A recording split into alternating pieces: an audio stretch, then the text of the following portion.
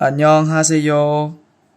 저희 시댁은 누구 생일이든 무조건 다 모여서 생일잔치 대신 점심 식사를 함께 하거든요. 그날도 평소처럼 생일날 모인 거였고요. 아침에 일어나 주방에서 커피를 마시고 있는데 갑자기 비명 소리가 들렸습니다. 너무 큰 소리라 자고 있던 아이도 울기 시작했고 안방에서는 시아버님이 달려 나오셨어요. 저도 당연히 아이에게 달려갔고요. 방문을 열어젖히자 남편은 반쯤 감은 눈으로 아이를 달래고 있었고 방 한쪽 구석에는 신우가 엎드려 있었어요. 손으로 얼굴을 감싸고 방바닥에 엎어져 있는데 대체 이게 무슨 일인가 싶어서 우선 신우에게 다가가 살펴봤어요. 신우는 왼쪽 눈이 퉁퉁 부어서는 아이가 놀라진 않았냐고 묻는데 이게 대체 무슨 일이냐고 물어봤죠. 그러자 남편이 씩씩거리며 신우에게 소리 지르기 시작했습니다. 왜 아침부터 자고 있는 사람 면전에서 혀 짧은 소리를 내냐고 하더군요. 그렇게 저희 남편의 39번째 생일을 정신없이 시작했네요. 저희 신우가 아이를 엄청 좋아하거든요. 그래서 그날도 아침부터 조카 얼굴 본다고 자고 있던 저희 남편이 옆에 있던 거였고요. 그 모습을 보고 놀란 남편이 밀쳤다고 했어요. 결국 신우는 그날도 가족들에게 구박을 받기 시작했어요. 눈도 아프고 속도 상할 것 같은데 이번에도 신우는 배시시 웃고 넘기더군요. 그러면서 그날 점심 식사도 신우가 거의 혼자 하다시피 준비했습니다. 늘 그랬어요. 그 당시 저희 남편은 39살, 제가 34살이었어요. 신우는 남편보다 2살 아래인 37살이었고요. 세상 그 누구보다 아이를 사랑하는 신우였지만 아직 미혼이라서 아이가 없었어요. 그래서 그런지 저희 아이를 참 많이 이뻐해줬습니다. 저희 신우는 한식 요리사입니다. 요리 자격증도 엄청 다양하게 갖고 있고요. 당연히 불러주는 식당도 많아서 얼마 전까지만 해도 서울에 있는 대형 한식당에서 근무하기도 했었어요. 워낙에 요리를 좋아하고 손맛이 대단했으니까요. 저도 신우가 해주는 음식을 여러 번 먹었었어요. 제가 임신했을 때 저희 집에 찾아와서 제가 좋아하는 새콤한 바지락 비빔밥도 해주고 심지어 조카 이유식도 직접 해줬으니까요. 그래서 전 생일날만 기다리며 지냈습니다. 생일날 시댁에 가면 신우가 한상 가득 맛있는 음식을 차려줬으니까요. 그래서 작년 남편 생일에도 신우가 차려준 음식을 더 많이 먹으려고 하루 전날부터 굶고 갔을 정도로 음식 솜씨가 대단했습니다. 신우는 항상 음식 준비를 하면서 그와 얽힌 옛 이야기를 자주 해줬어요. 평범한 떡볶이부터 해물파전까지 그때 무슨 일로 먹게 되었고 누구랑 함께 먹었는지 전부 기억하는 것 같았고 그러면서 첫사랑 이야기부터 최근 만난 남자까지 신우의 연애 때 이야기를 아주 자세하게 들을 수 있었습니다. 신우가 지금껏 남자를 안 만난 게 아니라 제가 옆에서 들어봐도 인연이라는 게 정말 쉽지 않은 것 같고 신우가 마음고생하는 이유를 조금이나마 알 수 있더라고요. 마지막 남자는 6년 전에 만난 남자라고 했어요. 그땐 제가 남편과 결혼 전이라 직접 보진 못했죠. 직업군인인 남자였는데 자기가 집안 장남이라고 현모양처 같은 스타일의 여자가 좋다며 그렇게나 저희 신우를 쫓아다녔다고 합니다. 당연히 그쪽 집안에서도 신우를 보자마자 엄청 좋아했고요. 병사들하고 나눠 먹으라고 음식도 해다가 주고 간식들도 챙겨다가 강원도에 있는 부대까지 찾아가서 전해주고 올 정도로 신우도 그 남자를 각별하게 생각한 것 같았어요. 그러다 터미널에서 버스를 놓쳐서 그 다음 버스를 기다리고 있다가 근처 카페에 들어갔는데 거기서 남자친구를 발견했고 그 카페 여직원이랑 손잡고 나가는 것까지 보는 바람에 그날 이후로 곧바로 헤어졌다고 했어요. 그렇게 전 남자친구는 그때 그 카페 직원이랑 결혼까지 해서 지낸다고 하더라고요. 요리 잘하는 여자가 좋다고 하더니 요리라고는 커피밖에 못 만드는 사람이랑 결혼까지 했다며 씁쓸하게 웃더군요. 신우가 해준 남자 이야기는 거기까지였어요. 하지만 그 뒤로 만난 남자가 한 명 더 있습니다. 그때는 제가 시집오고 나서 일이라 저도 다 알고 있었죠. 3년 전에 결혼 직전까지 갔다가 파혼했던 순박하게 생긴 남자였어요. 지방에서 과서원하는 집 아들이라고 했는데 처음 사진이 오고 간 날 저도 봤었거든요.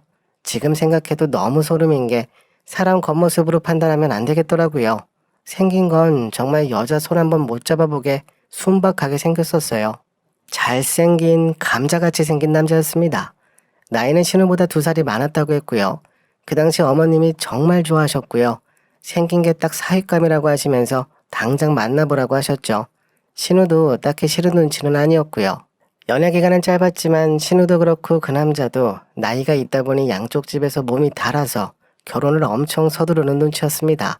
결혼할 당사자들이 만난 횟수보다 양가 부모님들이 만난 횟수가 더 많았으니까요. 결혼식 날짜도 이미 잡아버리고 식장이며 신혼식까지 정말 일사천리로 진행되었어요. 과장 조금 더 보태면 양가 부모님들이 손주 이름까지 다 정해놓으신 것 같았죠. 엄청나게 서두르다가 결국 탈이 났고요. 여자 문제였어요. 그것도 한 명이 아니라 확인된 것만 5이 넘었습니다. 얼굴만 순박하고 허리 아래쪽은 달랐는지 그것도 지인이 알려줘서 결혼 직전에 간신히 멈출 수 있었네요. 그때 시부모님도 그렇고 신우도 엄청 충격받아서 그때 만난 남자는 남자라고 치지도 않는 것 같았어요. 그래서 신우가 말하는 마지막 남자는 과수원찐 남자가 아니라 직업군이 나던 남자라고 했던 거였고요. 그 일 이후로 신우는 남자를 따로 찾거나 선자리를 나가거나 하지 않았습니다. 시부모님도 옆에서 더는 강요하지 못하시는 것 같았고요. 그래도 한편으로는 걱정하셨겠죠. 저도 이렇게 걱정하는데 오죽하셨을까요? 저랑 남편은 직장에서 만난 사이라서 저도 직장에서 괜찮은 남자 있으면 이것저것 물어보기도 하고 신우의 짝을 찾아주려고 뒤에서 많이 알아봤지만 적당한 짝을 찾기란 쉽지 않았습니다. 또 상처받을 수도 있으니까요. 그러던 어느 날이었어요. 그날도 신우가 저희 집에 와서 아이와 놀아주고 있었는데 은근슬쩍 저에게 남자 이야기를 꺼냈습니다. 근데 직업이나 성격이나 그런 문제가 아니라 너무 뜬금없이 나이 이야기를 하더라고요. 연하 남자에 대해 다른 사람들은 어떻게 생각하냐고 요즘도 여자 나이가 더 많으면 주변에서 이상하게 보냐고 물어보는 겁니다. 그 이야기를 듣는 순간 직감했죠. 그래서 무조건 괜찮다고 나이가 무슨 상관이냐고 했어요. 어차피 시간 지나면 다 똑같이 늙어가는데 몇 년 차이 난다고 해봐야 처음에만 신경 쓰지 나중에는 다들 살기 바빠서 다 잊고 지낸다고 나이는 아무 상관이 없다고 이야기해줬어요. 그러면서 제가 슬쩍 얼마나 어리냐고 물었는데 신우는 듣는 둥 마는 둥 하며 있다가 혼잣말로 아직 우리 조카가 5살이 안 되었는데 그 사람은 태어나지도 않았겠다며 웃는 겁니다. 그때 전 옆에서 젖병 닦다가 너무 놀라서 다 쏟아버릴 뻔했어요. 5살 연하 남자였네요. 그 당시 신우는 37살이었고 신우가 말한 남자는 32살이었습니다. 처음엔 저도 잘 몰랐었는데 나중에 들어보니 요리학원에서 알게 되었다고 지인이 운영하는 학원에 나간 적이 있었는데 거기서 처음 만나게 되었다고 했어요. 가끔씩 신우는 지인이 운영하는 학원에 나가서 초빙 강사처럼 도와주고 온다고 들었거든요. 근데 거기서 남자를 만나게 될 줄이야 정말 예상도 못한 거죠. 게다가 5살이나 어리다고 하니 전혀 상상도 할 수 없던 일이었고요.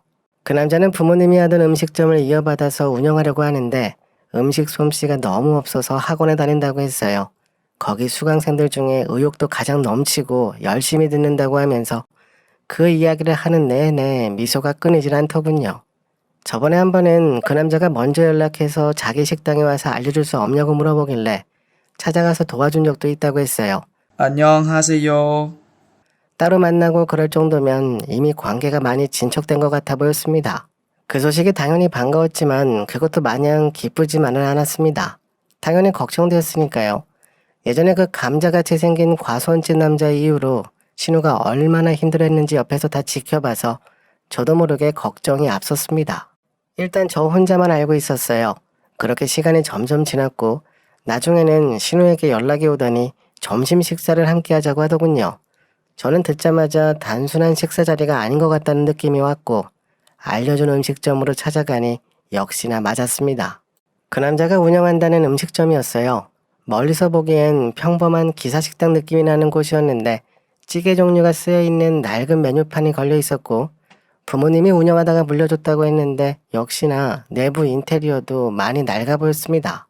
식당 근처로 가자 신우가 미리 나와 있었고 안에 들어가 보니 다른 손님들은 없었어요.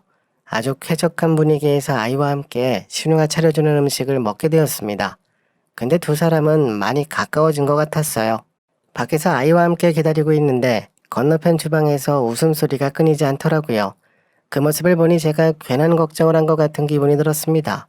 뭐가 어찌되었든 신우가 저렇게 좋아하는데 마다할 필요가 있나 싶었어요. 그 남자도 꽤나 괜찮아 보였어요. 분위기만 보면 경력도 좀 돼 보이는 주방장처럼 다부진 체격에 머리도 짧게 잘라서 단정해 보였습니다. 32살이라고 해서 엄청 어려 보일 것 같았는데 그날 가까이서 보니 그것도 아니더라고요. 신우랑 같은 나이대로 보였습니다. 모르는 사람이 보면 누가 연상이고 연하인지 모를 정도였어요. 아마 그래서 신우도 마음을 열 수 있지 않았나 싶더라고요. 엄청 어려 보였다면 애초에 시작부터 하지 않았겠죠. 둘이 참 잘 어울려 보였습니다. 그날 식사를 마치고 신우 자동차를 타고 오는데 제가 먼저 이야기했어요. 참 괜찮아 보이는 남자라고, 인상도 서글서글하니 좋고 성격도 무난해 보인다고 하면서 칭찬해줬습니다. 그러자 신우도 엄청 흐뭇해했고요. 그러면서 제가 묻지도 않았는데 그 남자에 대해 이야기를 쏟아냈어요. 원래는 부모님들이 운영하시던 식당이었는데 아버님 건강이 나빠지셔서 아무런 준비 없이 식당 일에 뛰어들게 되었다고, 부모님 식당을 지키고 싶어 한다고 했어요. 그 남자는 외동아들이라서 다른 형제에게 식당을 맡길 수도 없어서 퇴사해서 나오는 날 요리학원에 등록했다고 하더라고요. 그러면서 나중에 그 가게를 리모델링을 해서 요즘 다른 가게들처럼 꾸미고 싶다고 했어요. 가게 리모델링 이야기를 하는데 신우는 마치 자기가 그 음식점 주방장이 된 것처럼 주방은 어떻게 바꾸는 게 맞고 위생이 어쩌고 하면서 이미 머릿속으로 다 짜놓은 듯한 모습이었어요. 그러면서 미소가 끊이질 않았고요. 그날은 집에 가자마자 남편에게 이야기했어요. 신우가 만나는 남자가 생겼고 연하라는 사실도 빠짐없이 다 이야기했습니다. 그리고 그 식당 이야기도 함께 해줬고요. 남편은 한참 동안 듣더니 저와 마찬가지로 걱정부터 하는 눈치였습니다. 그건 저희 시부모님도 마찬가지였어요. 아무래도 나이 차이가 많이 나다 보니 그 점이 내심 걱정되신 것 같았습니다. 그래도 몇 년 만에 하는 연애라서 나서서 말리지도 못하시는 것 같았어요. 그렇게 몇 주가 더 흘러 그 남자가 찾아왔습니다. 인사드리러 오는 거라고 했어요. 양손에는 선물 상자를 가득 들고 현관문을 간신히 통과해서 우렁찬 목소리로 안녕하십니까 하면 넙죽 인사하는데 옆에서 봐도 좋아 보였습니다. 시댁 가족들도 점점 풀리는 것 같았고요. 그날은 하루 종일 웃음이 끊이질 않았습니다. 시부모님께서도 처음과는 다르게 점점 얼굴에 미소를 지으셨고요. 나중에는 아버님이 먼저 술 한잔 하자고 이야기하실 정도였으니까요. 저희 남편도 엄청 좋아하는 것 같았습니다. 제일 좋아했던 건 신우였어요.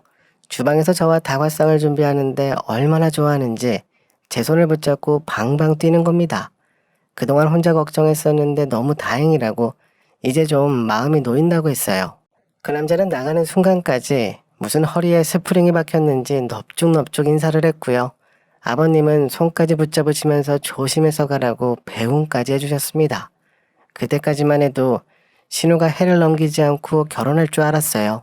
양가 부모님께 인사드리고 상견례도 잡고 이런 과정이 진행돼야 하는데 아무리 기다려봐도 신우가 예비 시댁 이야기를 하지 않는 겁니다. 다른 사람도 아니고 저에게는 분명 했을 텐데 골백 번도 넘게 했겠죠. 근데 너무 조용했어요. 먼저 나서서 물어보기도 힘들었던 게 신우 나이가 있어서 그 집에서 반대하는 건 아닌가 싶어 마냥 기다리고 있었어요. 그렇게 한 달 정도 지나 날씨가 점점 추워지길래 제가 먼저 신우에게 예비 시부모님에 대해 물어봤습니다. 신우는 놀라거나 당황하거나 그러진 않았어요. 아무렇지도 않은 듯이 아직 뵙지 못했다고 하면서 예비 시아버님이 건강이 많이 안 좋으셔서 지방에서 요양 중이라 뵙지 못했다고 했습니다. 그 대신 전화통화는 여러 번 했었다고 하더군요. 아니 그래도 결혼인데 전화통화로 끝낼 건 아니죠.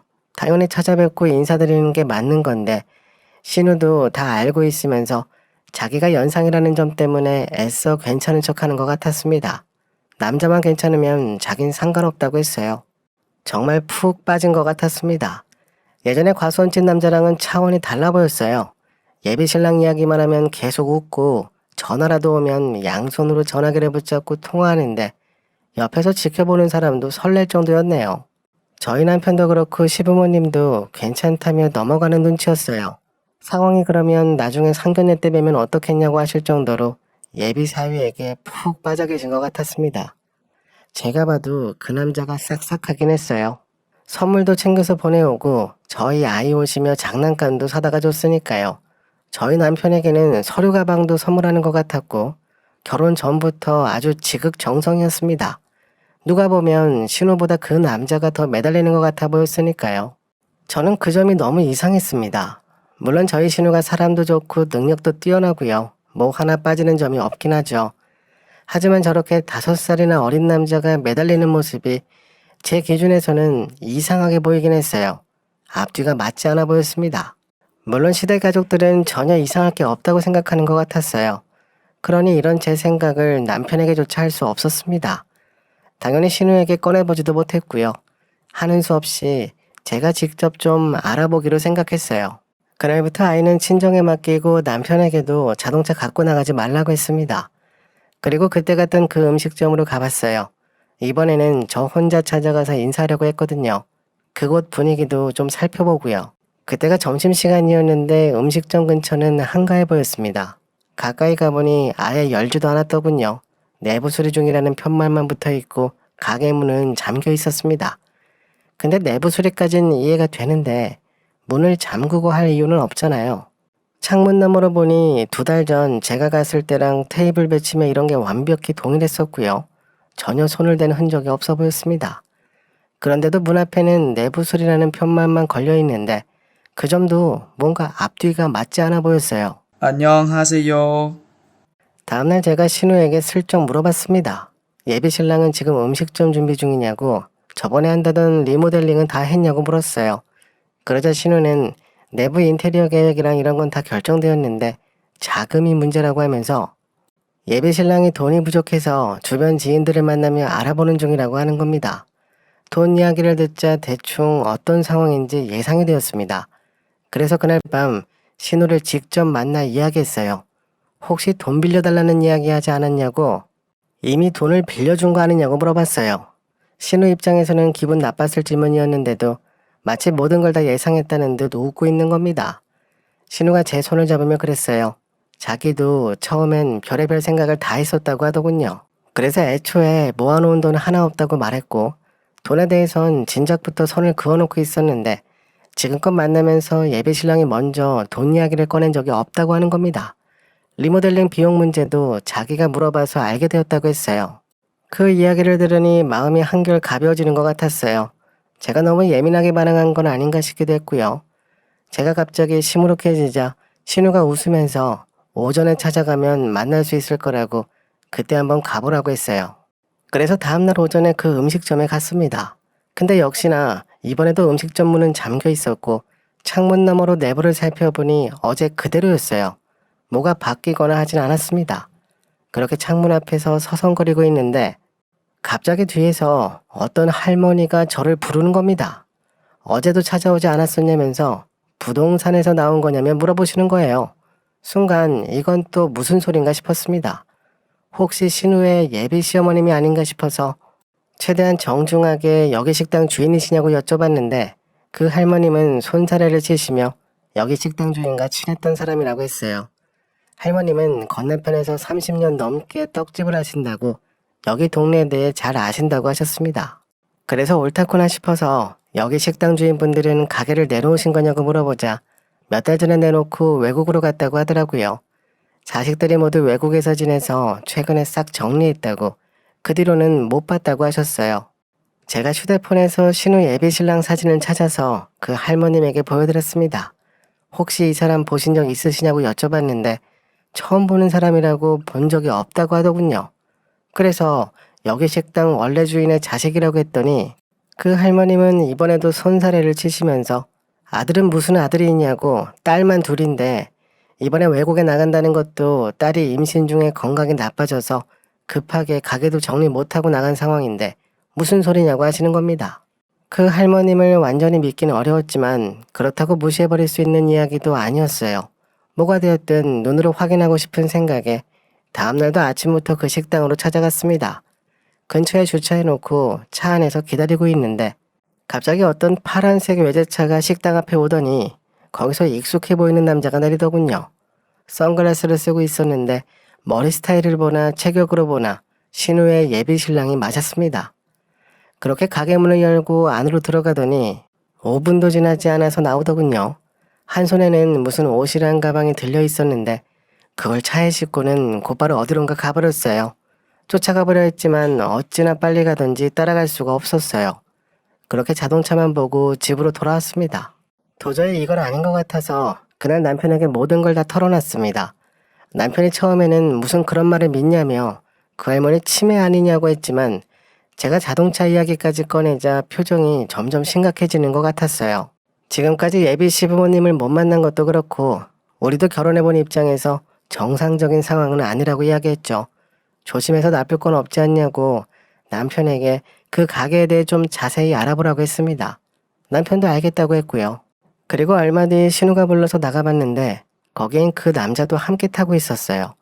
무슨 차를 타고 왔나 슬쩍 봤는데 신우 차를 타고 온 것 같았어요.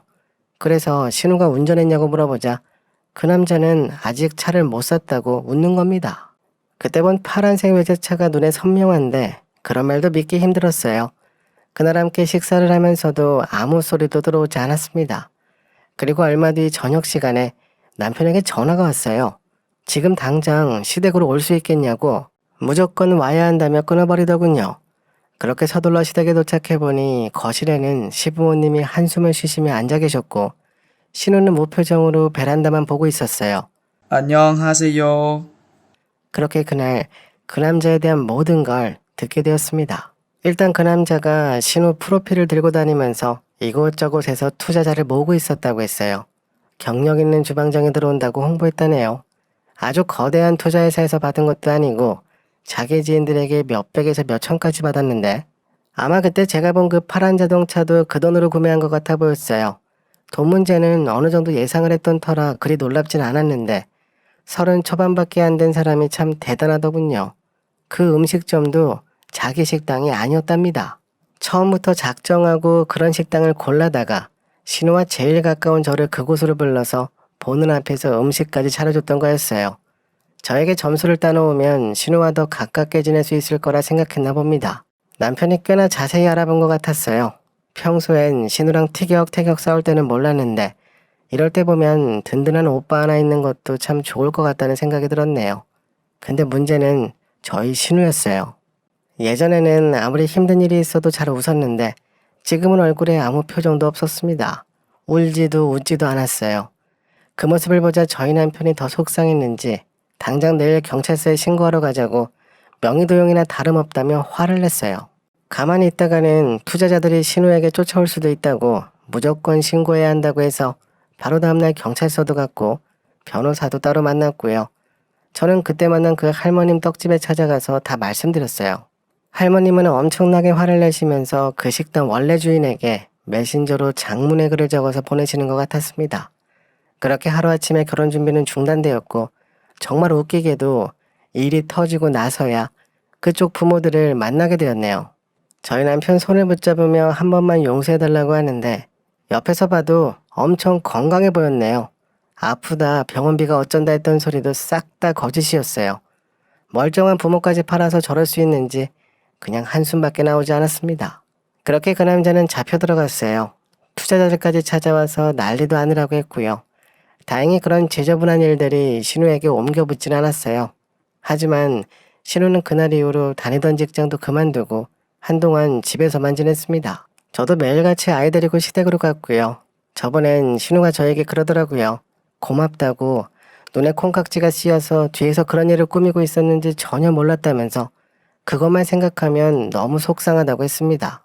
사기꾼 남자 때문에 화가 나는 게 아니라 속아 넘어간 자기 자신에게 짜증이 나서 힘들다고 하더군요. 앞으로는 정신 똑바로 차리고 결혼이든 뭐든 이제 일만 신경 쓰겠다고 하는데 듣는 내내 저도 가슴이 너무 아팠습니다. 시간이 좀 지나 신우가 좀 추스르면 그때 제가 직접 나서보려고 해요. 저번에 그 떡집 할머니가 제 신우 이야기를 들으시더니 어울리는 남자가 하나 있다고 하셨거든요. 나이는 신우랑 동갑이고 아주 괜찮은 사람이라고 했는데 신우가 만난다고 할진 모르겠지만 일단 그 할머님 연락처는 잘 저장해 놓고 있습니다. 신우가 잘 견뎠으면 좋겠어요. 언젠간 신우도 좋은 짝이 나타나겠죠. 그래도 결혼하기 전에 알게 되어서 너무 다행이라고 생각하네요. 이번에 제가 준비한 내용은 여기까지입니다. 정말 큰일 날 뻔하셨네요. 무턱대고 결혼했다간 그 투자금 신우가 다 갚았겠네요. 지금은 많이 힘드시겠지만 정말 하늘이 도왔다고 생각합니다. 그 할머님이 큰일 하셨네요. 오늘도 저희 채널에 와주셔서 감사합니다. 지금까지 썰대표였습니다. 안녕하세요.